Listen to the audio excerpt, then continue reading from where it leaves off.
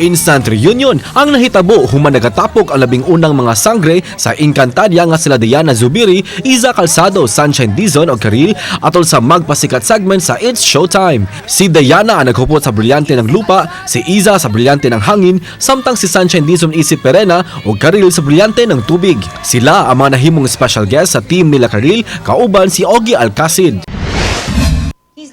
Daghan na nagduda sa boss-employee nga relasyon ni Atom ug Zarina sa Love Before Sunrise. Dayag na ilang relasyon bisan pa man nga ila kini gitago-tago sa kadaghanan. Di mapugna ni Zarina ang iyang gibati nga gugma ngadto kang Atom, ilabi na sa mga espesyal nga pagtatar niini. At ang ipa ang mga nagkanindot nga eksena sa Love Before Sunrise 8:50 PM pagkahuman sa Black Rider.